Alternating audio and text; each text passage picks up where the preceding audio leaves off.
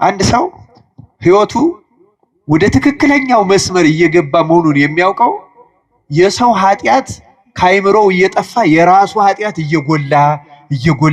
እየጎላ ከታየው በትክክለኛው መስመር ውስጥ ያለ ሰው ማለት ያ ሰው። ራሳችን ያለን ሐሳብ በጣም የተሳሳተ ነው። ደጋግሜ ያነሳለሁ እኔ በእውነቱ የኢትዮጵያ ቤተክርስቲያን የዚህ ዘመን ምዕመናን ታሪካችንን ራሱ በአግባቡ አንጠቀምበት። ታሪካችንን ብንማርበት አሁንም ቀጥ አድርጎ የሚበራን መብራት ይሆነናል። የቅዱስ ላሊበላ ታሪክ ብንማርበት ላሊበላ ህንጻውን ይዘን እኛ ኮራት ነው የሚያስቸግረን። ግን ቅዱስ ላሊበላ እነዚያን ለመስራት የበቃበትን ትህትናውን ብናየው፣ መንፈሳዊነቱን ብናየው፣ ራሱን ዝቅ ማድረጉን ብናየው ላሊበላን ወደዚያ ጥበብ የመራ አምላክ እኛንም ይመራል ነበር። እኛ የላሊበላን መንፈስ አንከተለው። በላሊበላ ህንጻ ትዕቢት ግን ተጠምደን ተይዘናል። በእውነት የአክሱም አባቶቻችንን ታሪክና መንፈስ አንከተለው። በአክሱም ታሪክ ትዕቢት ግን ከሰማያ ሰማያት ወርደን እንፈጠፈጣለን። በጎንደር፣ በጣና ገዳማት፣ በቁልቢ፣ በግሸን ሁሉንም ቦታዎች ማንሳት ይቻላል። በዚህ በጻድቃኔ፣ በደብረ ሊባኖስ፣ በአሳቦት፣ በምድረ ከብድ፣ በዝቋላ እስከ ታችኛው እስከ ባሌ፣ እስከ ብርብር፣ እስከ አርባ ምንጭ እስከ ነበሩ ጥንታዊ ገዳማት ታሪኮቻችን የጠፉት ጠፍተዋል ያሉት ብቻ የነሱ መንፈስ ብንመረምረው ታሪካቸው ከኩራት ለይተን ብናጠናውና በእነርሱ መንፈስ ብንጓዝ እውነት የነሱ ልጆች እንባል ነበር። እኛ በስጋ ልደት የነሱ ልጆች ነን እንጂ በመንፈስ ጠላቶቻቸው ነን። እንደ ፈሪሳውያን ጌታ በወንጌል እንደዛ ነው ያላቸው። የአባቶቻችን በእውነት በአባቶቻችን ዘመን ኖረን ቢሆን ኖሮ እነዚህ ነቢያትን ሲገድሉ ባልተባበርናቸው ነበር ሚሉትን አንስቶ በእውነትም የነዚያ የገዳዮች ልጆች መሆናችሁን ትመሰክራላችሁ አላቸው። እኛ ጠላቶቻቸው ነን፣ ለአባቶቻችን ጠላቶቻቸው፣ ታሪካቸውን በስራ የማናስቀጥል፣ መንፈሳቸውን የማንወድ፣ ትህትናቸውን የማንወድ፣ ትጋታቸውን የማንወድ፣ መንፈሳዊነታቸውን የማንወድ፣ ጥበባቸውን የማንወድ፣ የሰሩትና መሬት ላይ ያለውን ቅርስ እያነሳን የምንታበይ፣ የምንጠላላ፣ የምንፎካከር እዛ የተወለድንበት አካባቢ አንዱማ ሲኖር እጅግ ትልቅ በሽተኞች ነን። የጸና በሽታ ነው ያለው። እግዚአብሔር ከእንዲህ ያለው በሽታ በቸርነቱ ይፈውሰን። የእውነት ነው የምናገረው። በዚህ ዘመን እንዳለን አብዛኛዎቹ የኢትዮጵያ ክርስቲያኖች ከባድ ችግር ውስጥ ያለ የለም። ይመስለናል ባለጸጎች ይሆን፣ ይመስለናል መንፈሳዊዎች ይሆን፣ ይመስለናል ጥሩ አምልኮ ላይ ያለን በሃይማኖታችን ትክክል ይሆን። ሃይማኖታችን ራሱ ትክክል ነው። እኛ አምላኪዎቹ፣ አማኞቹ፣ ተከታዮቹ ግን አይደለንም። እኛ ባለጸጎች እንደሆን ይሰማናል፣ ግን ድሆች ነን፣ የተራቆትን ነን፣ ምስኪኖች ነን፣ የማናስተውል ነን ክርስቲያኖች። የእግዚአብሔር ቃል የሚነግረን ይሄንን ነው። እና ምንድነው ይሄ በራድ ወይም ትኩስ አለመሆን የሚለውን ሊቃውንት ሲተረጉሙ አንድ ሶስት ትርጓሜ ሰጥተውታል አባቶቻችን። አንደኛ በራድ ወይም ትኩስ እንዳይደለህ አውቃለሁ ሲል ለማንኛውም አማኞቻችን የሚተረጎመው የመጀመሪያ እምነታችንን የተመለከተ ነው። እምነታችን አሁን እንዳጠቃላይ ሲታይ በወልድ ዋሕድ በክርስቶስ አምላክነት ማመናችን ትክክል ነው። በቅዱሳን ምልጃ፣ በጸጋ መንፈስ ቅዱስ፣ በብዙ ነገር እንዳጠቃላይ እምነታችን ከላይ ሲታይ አለን ኦርቶዶክስንን። ከውስጥ ግን በህይወታችን ስንመረመር በምንጸልየው ጸሎት፣ በምንጾመው ጾም፣ የእግዚአብሔርን ቃል በመስማት እግዚአብሔር ከኛ ጋር ስለሚያደርገው መግቦት፣ ጥበቃ፣ ድነት ግን ባዶዎች ነን እና ከላይ የሆነ እምነት የሚመስላለን፣ ከውስጥ ስንበረበር ደግሞ የለንም። ወይ ጨርሰን አልካድንም ወይ ጨርሰን አላመንም። መካከል ላይ ልብ ያለ የሚያስጠላ ሁኔታ ላይ ነው ያለን። በማህበራዊ ሚዲያ ስንከራከር፣ ስለ ቤተ ክርስቲያን ስንናገር እንዲሁ የበቃን ነው የምንመስለው። የጠነቀቅ እምነታችን የገባን የተረዳን እንመስላለን። ምንጠቅሰው ጥቅስ፣ ምንጠቅሰው መጽሐፍ፣ ምናቀርበው አስረጃ አናጣም። በገቢር ግን ከቅዱሳን ጋር ራሱ በጸሎት ተገናኝቶ መጠቀም ደግሞ ምንም የለንም። ከላይ እንደምንናገረው አይደለንም። ሰባኪዎቹ እንደምንሰብከው አይደለንም። አስተማሪዎቹ እንደምናስተምረው አይደለንም። ምዕመናኑም እንደሚናገረው እንደሚለጥፈው ስዕል እንደሚጠቅሰው ጥቅስ አይደለንም። እምነታችን ከአንድ አማኝ ከውስጡ ከልቡ ነው ሊገኝ እንደሚጠበቅበት ያለ እምነት የለም። ክርስቲያኖች ልብ ያለን ማዕከላዊ ነን። ጨርሶ ያላመነ እኮ አንዴ ይሻላል። ወይ ደግሞ ጠበቅ አድርገን ይዘን ራሳችንን መርምረን የገቢር እምነት ማለት ምን ማለት ነው? ቢያንስ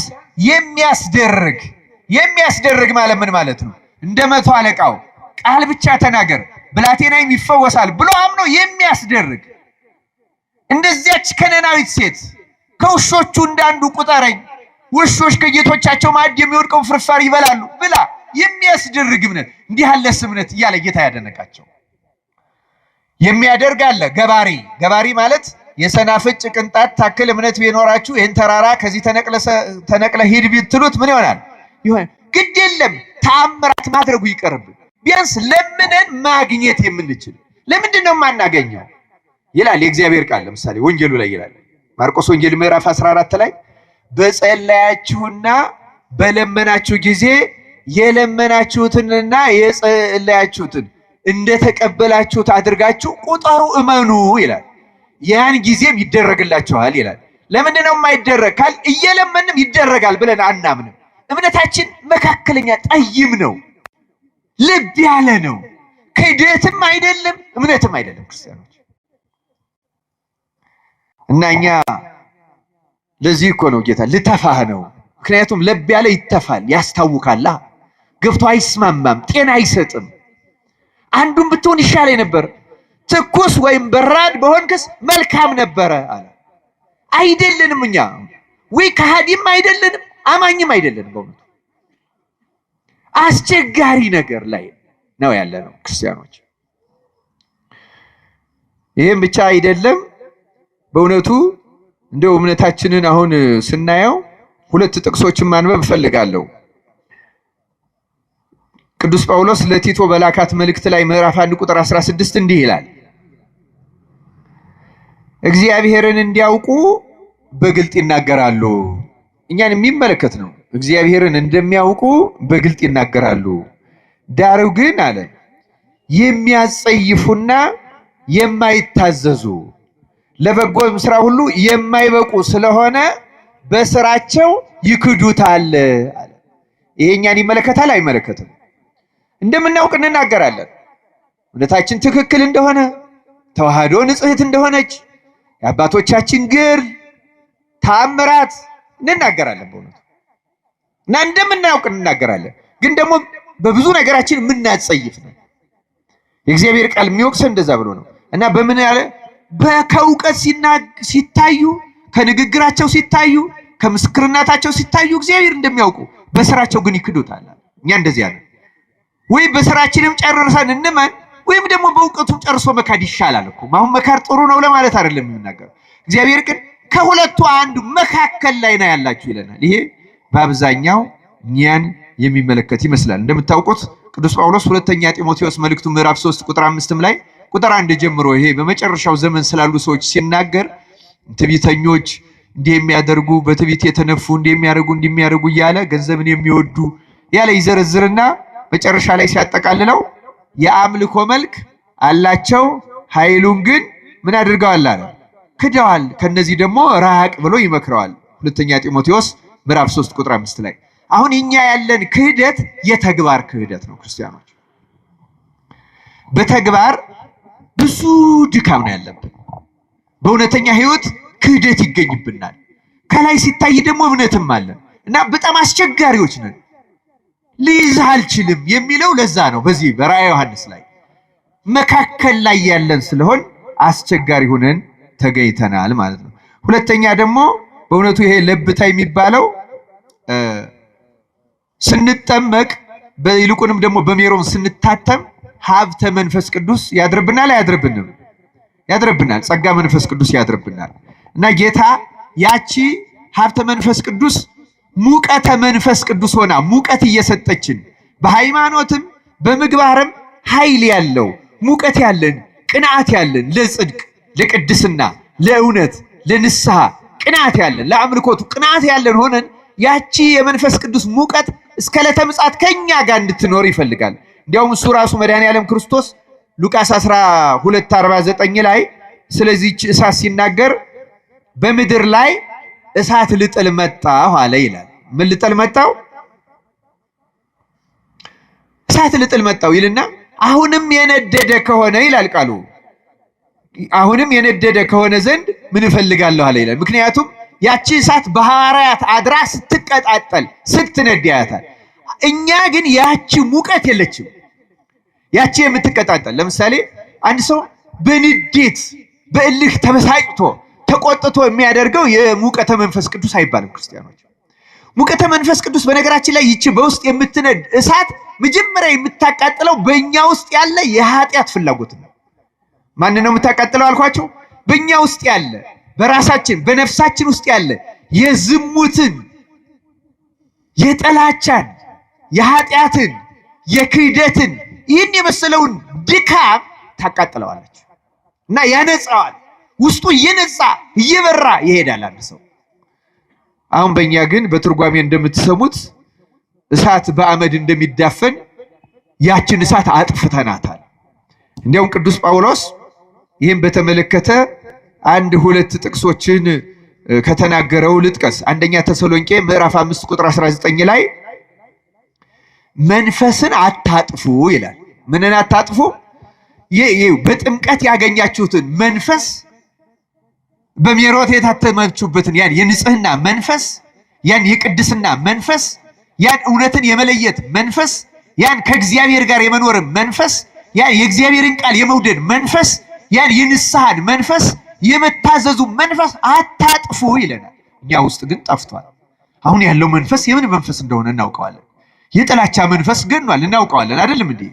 የሐሜቱ፣ የልዩነቱ፣ የዘረኝነቱ ይህን መንፈስ ቅዱስ ተመልከቱ። ያን እሳት ተብሎ የተነገረላትን ያንን አጥፍተነዋል፣ አዳፍነነዋል። የተዳፈነ እሳት ምግብን እንደማያበስለው ጣዕም እንደማያበስለው በእኛም ተለይቶን አልሄደም እንጂ ጨርሰን ስላልካር ነው ተዳፍኗል። ልብ ብለናል፣ ማዕከላዊ ሆነናል። በጎ ምግባር የለንም። ለምሳሌ ሮሜ 12:11 ላይ ቅዱስ ጳውሎስ በመንፈስ የምትቃጠሉ ሁኑ ይላል። በምን የምትቃጠሉ ሁኑ? በስጋዊ ቅናት አይደለም፣ በስጋዊ ቅናት አይደለም፣ በመበለጥ ስሜት አይደለም፣ በመንፈስ የሚቃጠል ሰው ቤተክርስቲያን ስለሚጎዳ ሰው እንኳን ሲያስብ ስላለመዳኑ ነው የሚያስበው፣ በጥላቻ ያስበው። ነገራችን እኛ የጥላቻ ስሜት አለን አይደለም፣ ውጭ ስላለ ውስጥ ስላሉት እንኳን ስለ አባቶችም ይሁን ስለ ክርስቲያኖችም ቢሆን ድካም ስለተገኘበት ኃጢአት ስለተገኘበት ያለን መንፈስ የንቀት፣ የጥላቻ፣ የሐሜት የኔ መንፈስ። በመንፈስ መቃጠል ግን ሌላ ነው። ክርስቲያኖች በመንፈስ የሚቃጠል ሰው ስለሌላው መዳን ነው የሚጨነቀው፣ ስለራሱ ኃጢአት ነው የሚያስበው። እግዚአብሔር በእንዲህ ያለው መንፈስ እንድንጎበኝ እንድንቃጠልን በቸርነቱ ይርዳን። አሁን ይሄ ሙቀተ መንፈስ ቅዱስ ከኛ ተለይቷል። ክርስቲያኖች ይሄ ለመንጻት በመንፈስ ቅዱስ የሚቃጠል ሰው ድካሙ ነው የሚታየው። የራሱ ድካም፣ የራሱ ኃጢአት፣ የራሱ አለማወቅ ስለሚታየው መቼ እነጻ ይሆን? ማእዜሪ ገጾ ለአምላኬና ያለው ዳዊት መቼ ነው የአምላኬን ፊቱን የማየው? መቼ ነው እኔ የጨለማ መጋረጃ ከኔ የሚወገድልኝ? መቼ ነው መንፈስ ቅዱስ የሚቀርበኝ እያለ ይቃጠላል። መቼ ነው የምቆርበው? መቼ ነው የቅዱሳት መጻሕፍትን የምረዳው? መቼ ነው ያለ ድካም የማገለግለው? መቼ ነው ለአምላኬ ደስ የማሰኘው እያለ ይቃጠላል። ጉድለቱ ይታየዋል።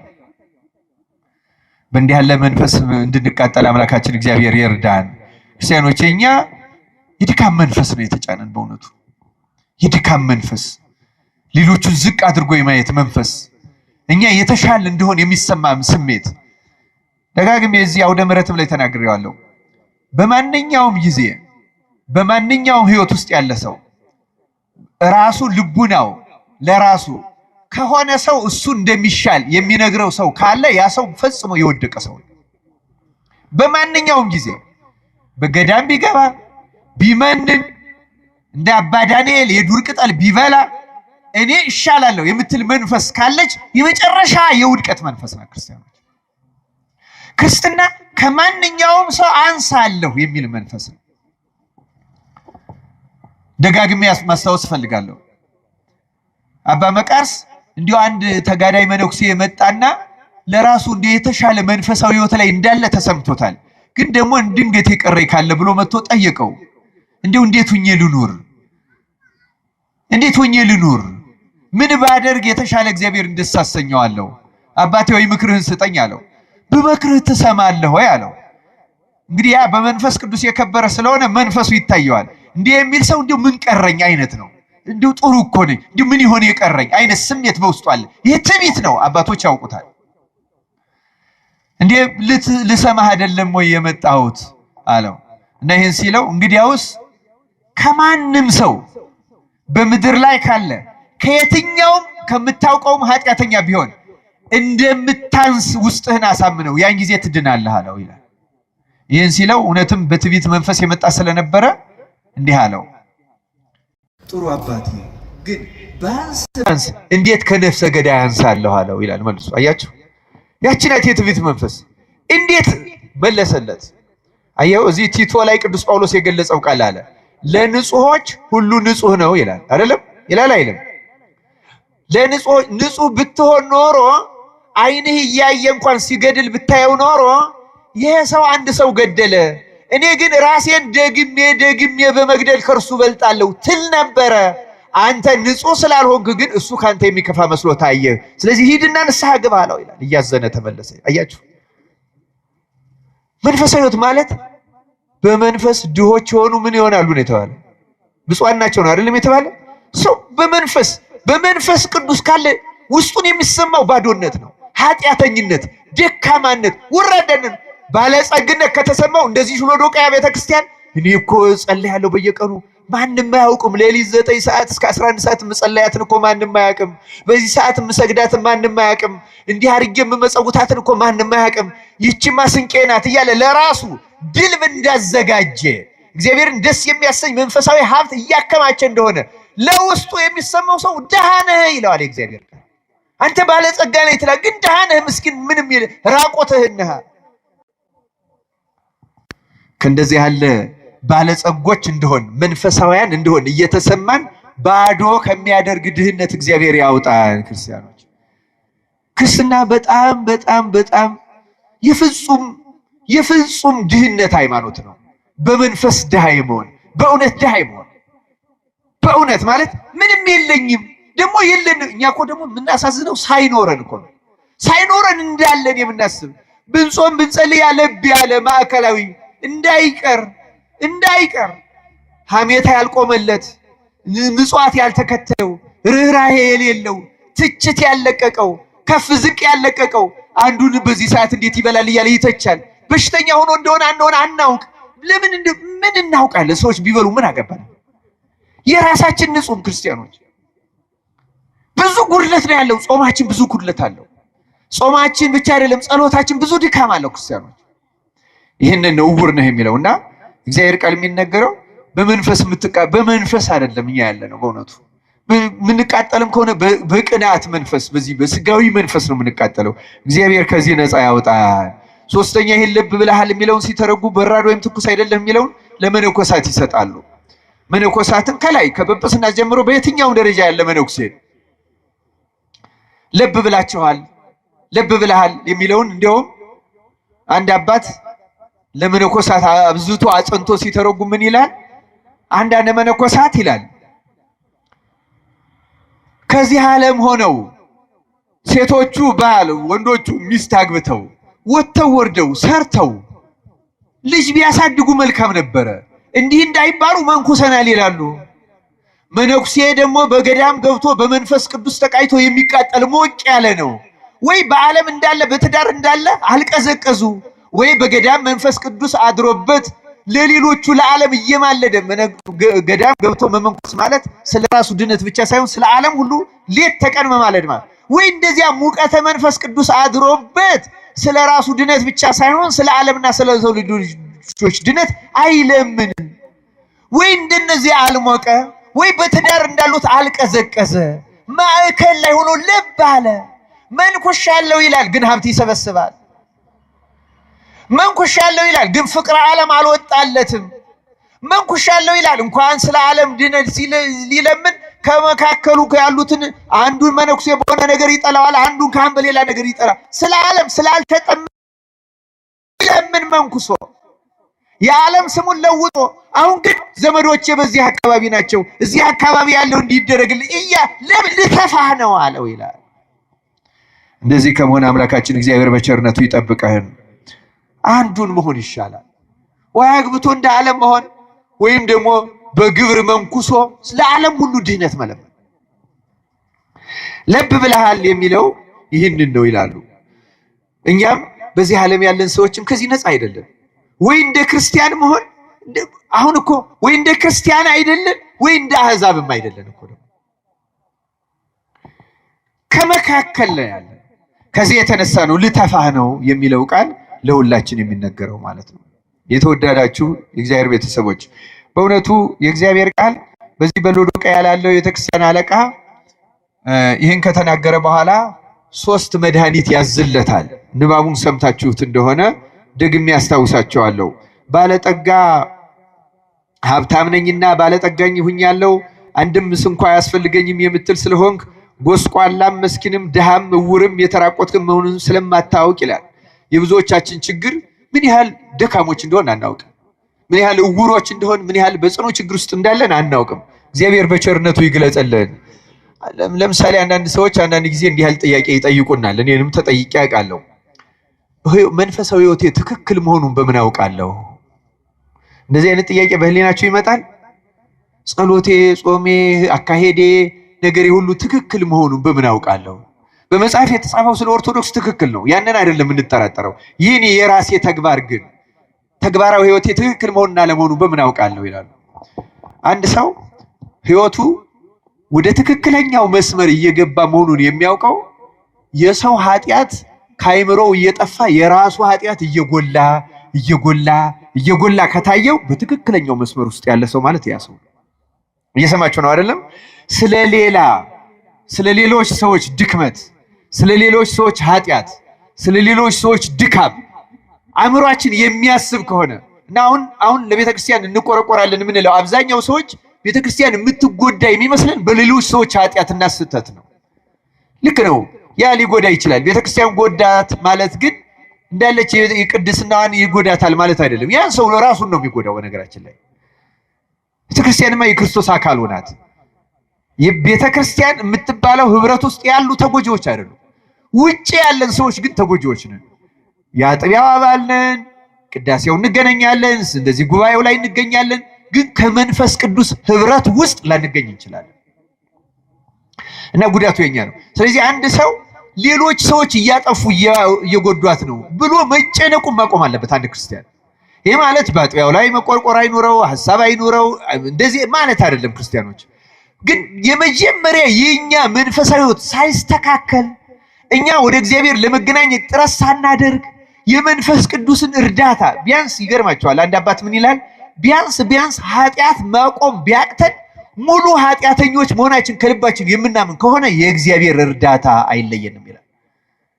ሙሉ የምንታመን ከሆነ ማንኝ እኔ ሌላውን አዋረድ ዘንድ እንቅ ዘንድ እተች ዘንድ የነገሌ ድርጊት የበለጠ ጎጂ ነው እል ዘንድ እኔ ማንኝ እያለ የራሱን ኃጢአት ስለሌላው ሲነገረው እኔ በሱ ቦታ ቢሆን ከሱ ከፋ ይሆናል እያለ ንስሐ የሚገባ ሰው የእግዚአብሔርን ጸጋ ያገኛታል።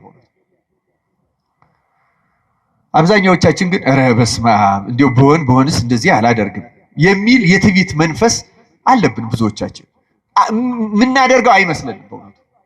እግዚአብሔር ከእንደዚህ ያለ መንፈስ ነፃ ያውጣል። ስለዚህ የእግዚአብሔር ቃል አታውቅም ራስህን ካለ በኋላ እንግዲህ በነጥብ መሄድ እንችላለን። በነገራችን ላይ አንደኛ ለብ ብለሃል ነው ማዕከላዊ ነጥባችን አይደለም እንዴ? ሁለተኛ ባለጠጋ ነኝ ብለሃል። ኃጢአቶቹ እነዚህ ሁለቱ ናቸው። አንደኛው ለብ ማለት ነው ማዕከላዊ መሆን፣ በእምነትም ማዕከላዊ መሆን፣ በምግባርም ማዕከላዊ መሆን፣ መነኩሴም ሲሆን ማዕከላዊ መሆን፣ ወይ እንደ መነኩሴ አለመሆን፣ ወይ እንደ ዓለም በዚህ ዓለም እንዳሉ ክርስቲያኖች አለመሆን፣ ለክርስቲያንም እንደዚያ ወይ እንደ አሕዛብ የለየለት ከሃዲ አለመሆን፣ ወይ ደግሞ እንደ አማኝ በተግባር አማኝ አለመሆን በምግባሩ ወይ እንደማያምኑት የማያምኑት የራሳቸው ስነ ምግባር አላቸው እንደዚህ አይነት ስነ ምግባርም የለንም ወይም ደግሞ እንደ አንድ ክርስቲያናዊ ምግባር የነጻ የተቀደሰ የለንም ማከ አንዱ ድካም ይሄ ነው ልብ ማለት ሁለተኛው ደግሞ ለራሳችን የተለየ ግምት መስጠት ባለጸጎች እንደሆን አዋቂዎች እንደሆን ትክክል እንደሆን መንፈሳዊ እንደሆን መንገዳችን ትክክል እንደሆነ መታመን ግን ደግሞ እንደዚያ ሳይሆኑ መገኘት ታዲያ መንፈሳዊ ሕክምናውን የእግዚአብሔር ቃል እንዲህ ብሎ ያስታውሰዋል ባለጠጋ እንድትሆን ይላል ባለጠጋ እንድትሆን በእሳት የነጠረውን ወርቅ አንድ ተጎናጽፈህም የራቁትነትህ ሀፍረት እንዳይገለጥ ነጭ ልብስ ሁለት እንድታይም አይኖችህን የምትኳለውን ኩል ሶስት አይደለም ይልና ምን ይላል ከኔ ትገዛ ዘንድ እመክርሃለሁ ይላል ስለ ቃሉ የእግዚአብሔር ስሙ የተመሰገነ ይሁን አሁን ተመልከቱ ሶስት ነገር ነው ያስፈልጋል የተባለ አንደኛ የነጠረ ወርቅ አይደለም ነው አይደለም ሁለተኛ ነጭ ልብስ ሶስተኛ ኩል እነዚህ ያስፈልጉሃል እነዚህ ያስፈልጉሃል ብሎ ብቻ አይደለም ያዘዘው እነዚህን ከየትም አምጣ አይደለም ያለው ከማን ግዛ ነው ያለው ተናገር ውስጥ ከማን ግዛ ነው ከእኔ ትገዛ ዘንድ ያስፈልጋል ስለዚህ አንድ ሰው መንፈሳዊ ሀብትን ማግኘት የሚችለው ከማን ብቻ ነው ማለት ነው ከእግዚአብሔር ብቻ ነው ምን ማለት እንደሆነ ትንሽ ማብራራት ያስፈልጋል በእውነቱ አንድ አባ ቴዎፋን የሚባል የ18ኛው ክፍለ ዘመን አባት እንዲህ የሚል ቃል ተናግሯል ክርስቲያኖች ያላቸው ክርስትና ኦርቶዶክሳውያንን ማለት ነው ሁለት አይነት ነው ይላል አንደኛው ሰዎች በተማሩት በሰሙት በተረዱት መጠን ይሄ ነው እምነት ይሄ ነው ምግባር ይሄ ነው አምልኮ ይሄ ነው ቅዳሴ ይሄ ነው ውዳሴ ይሄ ነው ጾም ይሄ ነው ጸሎት ይሄ ነው ቸርነት ይሄ ነው ደግነት ብለው በራሳቸው መረዳት የሚኖሩት የክርስትና አይነት አለ ይላል ሁለተኛው ደግሞ ሰዎቹ እኔ ምንም የለኝም ደሃ ነኝ አቅምም የለኝም አይምሮዬም ደንቆሮ ነው ክፉን ከደጉ ጽድቁን ከኃጢአት መለየት አልችልም አንተ ምራይ ብለው ራሳቸው ሙሉ በሙሉ በእግዚአብሔር ላይ ጥለው መንፈስ ቅዱስ የሚመራቸው ሰዎች የክርስትና ህይወት አለ ይላል ግልጽ ነው ሐሳቡ አይደለም እና ይሄን ሲያጠቃልለው ምን ይላል ሰዎች በራሳቸው መረዳት መጠን የሚኖሩት የክርስትና አይነት በኋላ መብራቱን ይዘው ዘይቱን እንዳልያዙት አምስቱ ሰነፎች ነው የሚያጸድቅ ይመስላቸዋል አያጸድቅም የሚበራ ይመስላቸዋል አይበራም የእውነት ትክክል ይመስላቸዋል ክርስቶስ መጥቶ እስኪገለጥ ድረስ ጉድለቱን አያውቁትም ይጠቅመናል ብለው ያደርጉታል ግን አይጠቅማቸውም ያ በራሳቸው መረዳት ላይ ያለ ነው እውነተኛው ክርስትና መንፈስ ቅዱስ እንደ ዘይት ማለት መንፈስ ቅዱስ በፈቀደው እግዚአብሔር በፈቀደው ሲጸልዩ እነሱ የወደዱት እንዲሆን ሳይሆን እግዚአብሔር የወደደው እንዲሆን ይህን የፈቃድ ሳይሆን ያንተ ፈቃድ ይሁን እኔ ክፉ ደጉን አንተ ለይልኝ አንተ አመልክተኝ እያሉ ትምክህታቸውን እግዚአብሔር ላይ አድርገው እግዚአብሔር ያሰቡት ያለሙት ነገር ሳይሆን ሲቀር እንኳን ሳይበሳጩ እግዚአብሔር አልፈቀደውም ማለት ነው እግዚአብሔር አልወደደውም ማለት ነው የሚገጥማቸው በሽታ ቢሆን ረሃብ ቢሆን ስደት ቢሆን ስራት ቢሆን መከራ ቢሆን እግዚአብሔር ለኔ የፈቀደው ይሄ ነው እያሉ የእግዚአብሔርን ፈቃድ እየመረመሩ ያ የሚከተሉት የነዚያ ብቻ ነው ለጽድቅ የሚያበቃው ይላል ክርስቲያኖች ለዚህ ነው ተመልከቱ ከኔ ግዛ ነው የሚለው ይው ካንተ የመሰለህን ይሄ ነው ጾም ትክክለኛው አሁን ለምሳሌ አንድ ሰው እስከ ማታ 11 ሰዓት ውሎ አንድ ሰዓት ከምሽቱ አንድ ቀን በ24 ሰዓት አንድ ጊዜ በልቶ ማደርን እንደ ትክክለኛ ጾም ሊቆጥረው ይችላል ደግሞ እውነትም ስናየው ትልቅ ጾም ነው እንዲህ ያለ ጾም ግን እየተመካበት ምን ከሆነ አይጠቅመው የራሱ ነው እንዲህ አርጌ በዚህ እንዲሆናለው እያለ ማለት ነው ከዚያ ይልቅ በጣም ፈቃደ እግዚአብሔርን በመከተል ሌላ ሰው ሊበልጠው ይችላል ክርስቲያኖች አንዳንድ ሰዎች ጾም ከማጽናታቸው የተነሳ ሰውነታቸው ደክሞ መጸለይ ሁሉ እስኪያቅታቸው ሊጾሙ ይችላሉ ክርስቲያኖች እና ያንን በቃ እንደዚህ ብለህ ተጋድለሃል ብሎ የሚይዝልን አይምሰላችሁ እውነት ለመናገር ከፍጹም ትህትና አሁን ከፈቃደ እግዚአብሔር ጋር ከሆነ በፈቃደ እግዚአብሔር በ3 ቀን አንድ ቀን የሚበሉ አሉ በሳምንት አንድ ቀን የሚበሉ አሉ ከዚያ እንደ ኤልያስ አንድ ቀን በልተው 40 ቀን የሚቆዩም ይኖራሉ አሉም ደግሞ። እነዚህ ግን በራሳቸው ብርታት አይደለም የሚያደርጉት፣ በእግዚአብሔር ፈቃድ ብቻ ነው የሚያደርጉት። ያለ እግዚአብሔር ፈቃድ ምንም አያደርጉ። አሁን የአባ መቃርስ ዘይሴሰይ ቆቆሃ የሚለው ስንክሳራችን ቆቅ የሚበላው የአባ መቃርስን ታሪክ ስናየው ታሪኩም ራሱ የተገለጠው እኮ ለምናኔ የመጣ አንድ መነኩሴ አባ መቃርስ ባለበት ጫካ ደረሰ። አባ መቃርስ ይውላል፣ ግን በእግዚአብሔር ፈቃድ ታዞለት አንድ ቆቅ ይዝና እያበሰለ ይበላል። ሲያየው መነኩሴው ሳቀ።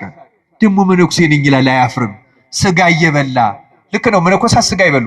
አባ መቃርስ ግን ሕግን ጠብቆ አልፎ በፈቃድ እግዚአብሔር ታዞለት፣ ተመልከቱ፣ ከሕግ በላይ ሆኖ ይሄን በእግዚአብሔር ፈቃድ እስከ መመገብ የደረሰ። ያኛው አዲስ መነኩሴ ግን ሲያየው ተናደደበት። ደግሞ ምንኩስና ሊያሰድባልና ሊከሰው ወደ ፓትርያርኩ ሄዶ ከሰሰው። ምንኩስናን የሚያስነቅፍ የሚያሰድብ በጾም በምን ሳይል ስጋ የሚበላ መነኩሴ አለ አለ። ያው ጠንቋቆች ናቸው የድሮዎቹ አባቶች።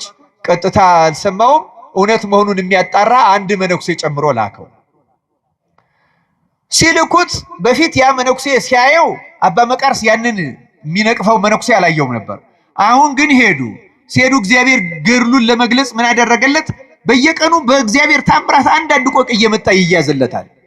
በዚያ ቀን 3 ቆቆች ተያዙለት። እንዴት ዛሬ 3 ቆቅ ተያዘልኝ ብሎ ሲያስብ 2 መነኮሳት በአካባቢው አየ። ውይ እግዚአብሔር ድህነቴን አውቆ መንግዳ ማስተናግድበት ሰጠኝ ብሎ ደስ አለው። ቆቆቹን አረደ፣ አዘጋጀ፣ አበሰለ። የመመገቢያ ሰዓታቸው ሲደርስ አባቶቼ እንኩ ብሉ ብሎ ባህታውያን ዘወር ብለው ለብቻቸው ነው። ሌላውን ሲበሉ አያዩም፣ ሌላውንም እንዲያያቸው አያደርጉ። እነሱ ግን ይሳሳቃሉ። እኛም ስጋ ምንበላ መስሎት አቤት ይሄ ወዳ መነኩሴ እያሉ እሱ ቆቁን እየበላ እነሱ አላያቸውም። ዘወር ሲል ቆቆቹን አልበሏቸውም፣ ስጋውን አልበሉትም። እሱ ግን በልቶ ጨርሶ ምነው አባቶቼ ለእናንተ እኮ ነው ያበሰልኩት አላቸው። አይ እኛ እንዳንተ ስጋ እንበላም፣ እኛ መነኩሴዎች ነን፣ ስጋ እንበላም አሉት። በተመክሆ ማለት ነው። እንግዲህ አሁን ተመልከቱ፣ እነዚህ ናቸው ባለጸጎች እንደሆኑ የሚያምኑት፣ በራሳቸው ጽድቅ የሚታመኑት፣ ስጋ ባለመብላታቸው የተሻለ እንደሆኑ የሚያስቡት። ለዚህ ነው እውር ነህ ድሃ ነህ አታውቅም አንተ እውር ነህ የተባለው። ለዚህ ነው የሉዱቃው አለቃ ነው እንዴ ያለና አባ መቃርስ በሉ አምጡ ብሎ ተቀብሎ እፍ ሲልባቸው ክንፍ አውጥተው በረሩ ይላል። እነዚህ ቆቆች ይዘህ ጊዜ ደነገጡ፣ ይቅር በለን አሉ። እንደገና ወደ ፓትርያርኩ ሄደው ኧረ እንደዚህ ያለ ተአምር የሚያደርግ ነው አሉ ብለው ተናገሩ። ፓትርያርኩ ተደነቀ፣ ለንጉሱ ነገረ። በዘመናችን እንዲህ ያለ አባት ተገኝቷል፣ ሂደን እንሳለም በረከት እንቀበል ብለው ንጉሱ ፓትርያርኩ ሰራዊት አስከትለው ሄደው ልክ አባ መቃርስ ያለበት ቦታ ሲደርሱ እግዚአብሔር ክብሩን ሊገልጽላቸው ወዶ ልክ እንደነ ኤልያስ ሲያርግ ሲሰወር አሳያቸው ይላል። አባታችን በረከትህን ስጠን አሉት። እባክህ ቃል ተናገረን አሉት። እና በዚያ ጊዜ እንዲህ አላቸው ይላል፣ መነኩሴ ትህርምት ካህን ትምህርት ባያበዛ ኖሮ አይታበይም ነበር። ምክንያቱም እነሱ ባላቸው ዕውቀት ይመካሉ። እውርነት ማለት ይሄ ነው ክርስቲያኖች፣ በመንፈሳዊነት ማለት ከእንዲህ ያለ በራሳችን ጽድቅ ከመመካት እግዚአብሔር ያደነን። ለዚህ ነው ከኔ ግዛ ነው ያለው። ተመልከቱ፣ ከራስህ አትግዛ። በራስህ ጾም አትመካበት፣ በራስህ ስግደት አትመካበት፣ በራስህ ምጽዋት አትመካበት። ያ ካንተ የሰበሰብከው አይጠቅምህም። ከኔ ግዛ በፈቃድ እግዚአብሔር በታዛዥነት በትህትና። እንደውም የሚለው በእሳት የነጠረ ወርቅ ማለት ተፈትኖ ያለፈ እምነት ይኑርህ። እና እነዚህን ሶስቱን የሚተረጉሟቸዋል አባቶች። በእሳት የተፈተነ ወርቅ የተባለው ንጹህ እምነት የጠራ ያን በእሳት በደንብ የጠራ ወርቅ ነውር እንደሌለው ምንም ነገር እንደማይገኝበት እምነትህ ሕጸጽ፣ ጥርጣሬ፣ ምንታዌ ቅዱስ ያዕቆብ እንዳለው በሁለት ሐሳብ የሚገፋ የሚያመነታ ሰው ከእግዚአብሔር አንዳች የሚያገኝ አይምሰለው ነው የሚለው አይደለም። እንደዚህ ያለ አይኑር። የተፈተነ እምነት ይኖራችሁ። በእምነታችሁ መካከለኛ አትሆኑ፣ ልብ አትበሉ። ተግባራዊ እምነት። ይህን ወርቅ ከኔ ግዛ። እውር ነህ አንተ፣ ምንም የለህም።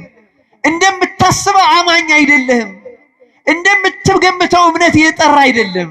መሪ ብትሆን፣ አስተማሪ ብትሆን፣ አዋቂ ብትሆን፣ ተርጓሚ ብትሆን፣ በእኔ ዘንድ ያለህ እምነት ግን ከኔ የተገኘ አይደለም። በራስህ መረዳት በራስህ ዕውቀት ላይ የተመሰረተ ስለሆነ አልቀበልህም። እምነታችን ከሱ ለመግዛት አምላካችን እግዚአብሔር ይርዳ።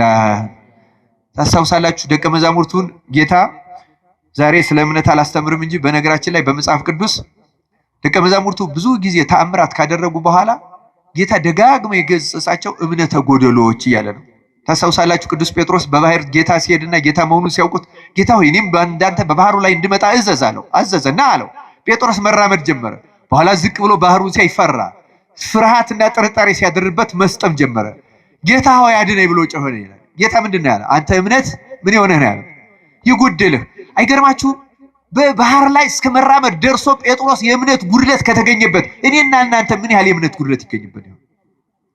ማቴዎስ 17 ላይ እንደተጻፈው ያን አንድ ሰው ልጁን አምጥቶ ፈውሱልኝ አላቸው። ደቀ መዛሙርቱ አጋንንት ሲያወጡ ነው የኖሩት። የዚህን ሰው ልጅ ግን መፈወስ አቃታቸው። መጥቶ ወደ ጌታ ጮኸ። ደቀ መዛሙርቱ ልጄን ሊፈውሱት አልቻለም፣ እባክህ ፈውስልኝ አለ ይላል። እና አነጋገሩ ራሱ ተግሳጽ የሚገባው ስለነበር ጌታ ገስጾታል። ለምን? ደቀ መዛሙርቱ አልቻሉም ነው ያለው። የማን ድክመት ነው ያደረገው? የማን ድክመት ነው ያደረገው? አሁን እኛ እንደምንለው ግሸን ሄድኩ አልዳንኩም፣ እንትን ሄድኩ አልዳንኩም፣ እንትን ሄድኩ እንትንም እናሻግረዋል። ጌታ ገስጾ አንተ እምነት ይጎድልሃልና የሱ እምነት ችግር ነው፣ የደቀ መዛሙርቱ ችግር ብቻ አለ። ደቀ መዛሙርቱም በኋላ ደግሞ ጠየቁት፣ ጌታ ሆይ እኛ ልናወጣው ያልቻል አንተ ግን ያወጣው ስለምንድን ነው አሉት ይላል። ስለ እምነታችሁ ማነስ። ስለ እምነታችሁ ማነስ።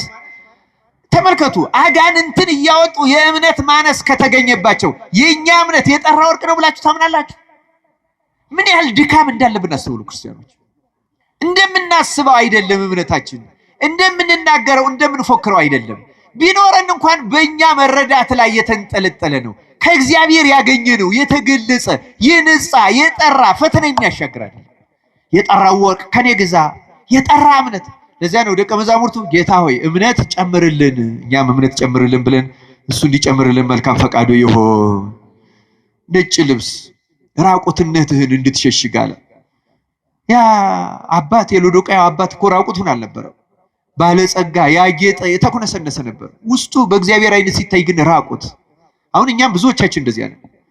በማስመሰል ጽድቅ ከብረናል። በእውነቱ በማስመሰል ጽድቅ ጻድቅ ሆኖ ለመታየት መጣጣር፣ ሰዎች ሁሉ የተለየ መንፈሳውያን እንደሆን ግምት እንዲሰጡን፣ የተሻልን እንደሆን ምዕመናን እንደዚህ አይነት አስተያየት እንዲኖራቸው እንደተሻልን ቆጥረው የተለየ መባ የተለየ ስጦታ እንዲሰጡን ምን ኩነሰነሰው በጣም ብዙዎች ነን በእውነቱ። በነገራችን ላይ እውነተኛ መንፈሳዊነት ከዓለም ሰዎች የተደበቀ ነው። በፍጹም እውነተኛ መንፈሳዊ ሰው ሌላ መንፈሳዊ የሆነ ሰው ብቻ ነው የሚያውቀው፣ ሌላ ዓለም አያውቀው። መንፈሳዊን ሰው የሚያውቀው መንፈሳዊ ሰው ብቻ ነው። ዓለም አያውቀው። ዓለም የሚያውቀው መንፈሳዊ ሰው የለም በእውነቱ። ይሄማ የዓለም መንፈስና የእግዚአብሔር መንፈስ አንድ ሆኗል ማለት ነው። የለም። ጻድቅን ጻድቅ ነው የሚያውቀው፣ የበቃን የበቃ ነው የሚያውቀው። መንፈሱ ርቱ የሆነ መንፈሱ ርቱ የሆነውን ያውቀዋል። መንፈሱ ርቱ ያልሆነ ሰው የሆነውና ያልሆነው አይለይ፣ ማስመሰሉን ብቻ ነው የምንከተለው። ራቁትህን ነጩን ልብስ ከኔ ግዛ አለ። ትዝ ይላችኋል የማቴዎስ ወንጌል ምዕራፍ 22 ላይ ወይም ሉቃስ 15 ላይ ስለጠፋው ልጅ የተሻለ ልብስ አልብሱት ነው ያለው አይደለም? ልብሱን አውልቁና የተሻለ ልብስ ምን አድርጉት? ልብስ የጸጋ እግዚአብሔር መመለስ ምሳሌ ነው። የምን መመለስ ነው? የምን ምሳሌ ነው አልኳችሁ? ጸጋ እግዚአብሔር ተራቁተናል፣ አሁን ተለይቶናል፣ ረድኤት የለንም፣ ራቁታችን ነን። ንግግራችን አያምር። በዚህ ዘመንማ እንደው እኮ በጣም አስገራሚ ነገር እኮ ነው በእውነቱ። ለመናገር ራሱ ይከብዳል። አሁን ያለንበትን የውርደት መጠን ለመናገር አስቸጋሪ። እግዚአብሔር በቸርነቱ የጸጋውን ልብስ ያልብሰ። ሶስተኛ ምን ያስፈልጋል ነው ያለው? ኩል ለዓይንህ አጥርተህ እንድታይ። አንተ ግብዝ አይደለም የሚለው በማቴዎስ ወንጌል ላይ የሌላውን ኃጢአት የሌላውን መርፌ ታይዘን ካንተ ዓይን ያለው ምሰሶውን አስቀድመህ ምን አደረጋናል? አሁን እኛ ኩል ዓይንን እንደሚያጠራው መንፈሳዊ ዓይናችን ድፍርስ ነው። የሆነ ዕውቀት ቢኖረን የሆነ ትምህርት ቢኖረን ድፍርስ ነው። ይሄ ፈሊጥ የሚባለው ለይቶ ማየት ጽድቁንና ኃጢአቱን እውነቱንና ሐሰቱን ጠቃሚውንና ጎጂውን ይሄ ማስመሰሉንና እውነተኛውን መንፈሳዊ ሕይወት አናውቀው፣ መለየት አልቻለም። መንፈሳዊ ዓይናችን አልጠራ። ስለዚህ ኩል ያስፈልጋል። አሁን አስተውሉ። ከኔ ግዛ ነው የሚለው። ከክርስቶስ ያልተገዛ ከሱ ያልተገኘ ነገር አንዳችም አይረዳም። እነዚህ ሶስት ነገሮች መግዛት የሚጀምረው ግን ይሄ ኩል የሚባለውን ሲተረጉሙ የመጀመሪያው የእግዚአብሔር ቃል ነው። ክርስቲያኖች የእግዚአብሔር ቃል ሕግህ ለእግሬ መብራት ለመንገዴ ምንድን ነው ያለ ዳዊት? ብርሃን ነው አይደል ያለው? ብርሃን ነው። የእግዚአብሔር ቃል ያሳያል። የእግዚአብሔር ቃል በነገራችን ላይ ራሳችንን እንድናይ የሚያደርግ በተለይ በወንጌል የተጻፉት ትእዛዛት ደጋግመን እያነበብን የምንጸልይ ከሆነ አጥርተን ማየት እንጀምራለን። ይታየናል ድክመታችን። ቅድም እንዳልኳችሁ የመንፈሳዊነት ምልክቱ የራስን ኃጢአት በስቶ ማየት ነው። እያንዳንዱ ሰው የራሱ ኃጢአት በስቶ ከታየው እውነተኛ መንገድ ላይ ነው ያለ ነው ማለት ነው። እና ይሄ ኩል ያስፈልገናል። ይሄ ኩል የእግዚአብሔር ቃል ነው። ይሄ ኩል ከእግዚአብሔር ጸጋ ከእግዚአብሔር መንፈስ ቅዱስ የሚገኝ የራስን ኃጢአትና ድክመት እያሳየ ራስን የሚወቅስና ወደ እውነተኛው ንስሐ የሚመራ ነው። አምላካችን እግዚአብሔር እነዚህ መንፈሳዊ ገንዘቦች አግኝተን በእውነቱ ከእግዚአብሔር ጋር ለመታረቅ ያብቃን። የመጨረሻው የዚህ ቃል እዚህ ለሎዶቅያ አለቃ የተጻፈለት ቃል በደጅ ቆሜ ምን አደርጋለሁ? ኳኳለሁ። እግዚአብሔር ደጃችን ነው፣ ሩቅ አይደለም። ክርስቲያኖች ብዙ ቦታ በመሄድ አይደለም እናገኘው። በእያንዳንዳችን የልቡና ደጅ ላይ እያንኳኳ ነው ያለው። በበሽታ የሚያንኳኳበት አለ፣ በስራት የሚያንኳኳበት አለ፣ በችግር የሚያንኳኳበት አለ፣ በቃሉ የሚያንኳኳበት አለ። በተለያየ መንገድ ወደ እርሱ እንድንመለስ እግዚአብሔር ያንኳኳል። እና አሁን ግን ከእናንተ ጋር አይደለሁ ነው ያለው። የሎዶቅያውን አለቃ በቁርባናችሁም አልገኝም እኮ ነው። ከውጭ ነኝ ማለት ቁርባናችሁ ራሱ አይሰምርም አያድንም ማለት እኮ ነው። ገና አልገባሁም እናንተ እኛ ጋር ነው ትላላችሁ እንጂ እኔ ከእናንተ ጋር አይደለሁ፣ እኔ ከደጅ ነኝ ገና ነው የሚለው። ክርስቶስ ከደጅ ሆኖ አያሳስናችሁ? የሚያምር ቤተ መቅደስ ሰርተን የሚያምር ቅጽር ሰርተን ወንበሩን ግቢውን አሳምረን ልብሳችን አሳምረን ቀጸላው መገናጸፊያው ስዕሉን አሳምረን እግዚአብሔር ከደጅ ሲሆን አያሳዝናችሁ? ማለት ይሄ ሁሉ ምን የመሰለ ነገር አድርገን ክርስቶስ ከደጅ ሲሆን ከዚህ በላይ ምን ያሳዝናል? እውነት ለመናገር ክርስቶስ ከደጅ ነው። ክርስቲያኖች ለብዙዎቻችን ከደጅ ነው። ከደጅ ነው ክርስቶስ። እያንኳኳ ነው ደግሞ ያለው በጦርነቱ በሌላ ረሃቡ በችግሩም ኧረ ተው ኢትዮጵያውያን ተመለሱ፣ ተይ የኢትዮጵያ ቤተክርስቲያን ተመለሽ ያለ እያንኳኳ ነው እግዚአብሔር። ይሄ እንደ ባለ ጸጋ ያልናገረው ብዬ ነው እንጂ አንድ ሊቅ ለዚያ ሎዶቅያ ለነበረው ሊቀ ጳጳስ እንደ ንጉሥ ሆነ ይለዋል፣ እንደ ባለ ጸጋ ሆነ ይለዋል። እንደዚህ ዓለም ባለ ጸጋ ተምነሸነሸ፣ መንፈሳዊነት ራቀው፣ ትህትና ራቀው፣ ከምዕመናን ጋር ያለው ግንኙነትም ልክ እንደ ባለ ስልጣን። አሁን እኛ ቤተክርስቲያን በፕሮቶኮል የታጠረች ናት። በፕሮቶኮል በደረጃ በጣም የሚያስፈራ ነው። በነገራችን ላይ የኢትዮጵያ ቤተክርስቲያን ራሷን ማየት አለባት። ኧረ ተው ተመለሱ እያለ ነው እግዚአብሔር። ከፍ ያለ ትዕቢትና መምነሽነሽ ውስጥ ነው ያለ። ክርስቶስ እየተጣራ ነው፣ እየገሰጸ ነው፣ በሰማዕትነቱ እየተጣራ ነው፣ በሚደርስብን መናቅ መዋረድ መገፋት እየተጣራ ነው። አሁን ግፍ እኮ አይደለም የሚፈጸምብን፣ ማንኳኳት ነው። ተመለሱ፣ ግድ የላችሁ፣ እኔ ከእናንተ ጋር ልሆን እፈቅዳለሁ፣ ደጃችሁ ላይ ነኝ፣ ከእናንተ መራቅ አልፈልግም፣ እያንኳኳው ነው፣ ክፈቱልኝ እኮ ነው ያለው እግዚአብሔር። ሌላ ምንም አይደለም ያለው። ተመለሱ፣ እኔ ልግባ፣ ያን ጊዜ አብሬያችሁ እራት እበላለሁ፣ ያን ጊዜ ቁርባናችሁ ይሰምራል፣ ያን ጊዜ ምልጃችሁ ያማልዳል፣ ያስታርቃል፣ ያርጋል። አሁን ግን ከእናንተ ጋር አይደለሁም ነው ያለ። መክፈት ያስፈልጋል፣ ትህትና ያስፈልጋል፣ ማስተዋል ያስፈልጋል። ይሄ ሁሉ የሚደርስብን እግዚአብሔር ቢጣላን ነው፣ በኃጢአታችን ነው፣ በጥጋባችን ነው ማለት በጣም ያስፈልጋል። ክርስቲያኖች ብንመጻደቀው ብንኩነሰነሰው ምንም የሚጠቅመን ነገር የለም። 3 ቀን እንደ ነነዌ ይበቃናል። ከተመለስ ይበቃናል። አባቶቻችን በዚህ በመጽሐፍተ መነኮሳት እኮ ብለዋል። አንድ ሰው በጣም የተከማቸ ኃጢአት ሰርቶ ሄዶ እንዲያው ይሄን ኃጢአቴን እግዚአብሔር እንዲያው በ3 ዓመት ይቅር ይለኛል አለው ይላል። 3 ዓመት ብዙ ነው አለው ይላል። እሺ እንግዲያው በ3 ወር ይቅር ይለኛል አለው ይላል። 3 ወርም ብዙ ነው አለው። እንዲያው እንዴት ይቅር ይለኛል ሲለው ከልብህ ከተመለስክ 3 ቀን ይበቃሃል አለው። ከተመለስን እኮ ቀን ብዛት አይደለም የሚያስፈልገው፣ ሌላ ነው። እግዚአብሔር ዋና የሚፈልገው የልባችን መመለስ ነው። ለሰራነው ኃጢአትማ ቀስ እያለ ለሁላችን እንደ ስራችን መክፈሉ ስለማይቀር ዳዊትን ንስሐ ቢቀበልም እኮ ስለ 1/4 ይክፈል ያለውን እኮ ከፍሎታል እኮ አይቀርም። ያ እንከፈላለን። የስራችንን ነገር የዘራናትን ሳናጭድ በሰፈርንባት መስፈሪያ ሳይሰፈርልን በበደልናት መጠን ሳንቀጣ እኮ አንቀርም። ቢያንስ ግን ከተመለስን ረድኤቱ ወደኛ ይመጣል። ይቅርታው ይመጣል፣ ምህረቱ ይመጣል፣ ጸሎታችን ይሰምራል። እውነቱን ለመናገር ተመልሰን ከእግዚአብሔር ጋር ለመታረቅ ያብቃን። ካልሆነ ግን ልተፋ ነው ይላል ክርስቲያኖች። ካልሆነ ከባድ ነገር ይመጣል። ክርስቲያኖች እንደ ሀገርም እንደ ቤተክርስቲያንም ከባድ ጥፋት ነው የሚጠብቀን ከዚህ በኋላ ካልተመለስ። እንዲህ እያልን አንቀጥልም። መቀጠል ከፈለግን ደጃችን ቆሞ የሚያኳኳውን ክርስቶስ ማስገባት አለብን። ዕውርነታችን ድህነታችን ማወቅ አለብን። ራቆታችን መሆናችን ማስተዋል አለብን። እምነታችን ያልጠራ እንደሆነ ልብ ያለ እንደሆነ መረዳት አለብን። አስተሳሰባችን አመለካከታችን አሁን ይሄ አለ። አሁን እንደው ለምሳሌ ይሄን ወቅት የምናልፈው እንዴት ነው ቢባል ምን እናገረዋለን? ግን ያ በድፍረስ አይን የምናየው ነው፣ ያልጠራ ነው። ኩሉን እንግዛው፣ የእግዚአብሔርን ቃል እንመርምር። ወደ አባቶቻችን እንዴት ነው ያለፉት? ያን ጊዜ አጥርተን እናያለን። ያን ጊዜ እንደ ፈቃዳችን ሳይሆን እንደ እግዚአብሔር ፈቃድ እንፈጽማለን። ያን ጊዜ እንታረቃለን። ያን ጊዜ ወደ መስዋዕታችን ወደ መንበራችን ይገባል። መስዋዕቱ ላይ ይገኛል፣ ያረጋል፣ አብሮን ይበላል፣ አብረነው እንበላለን፣ እናሸንፋለን። እሱ ዓለሙን ድል ነስቶታልና እና መወዳቸውን ገስጻለሁ ይላል። ተግሳጽ አድርገን ተቀብለን እንደ ነነዌ ሰዎች ከልብ ንስሐ ገብተን ከእግዚአብሔር ለመታረቅ ያብቃን። ይቆየን። ወስብሐት ለእግዚአብሔር።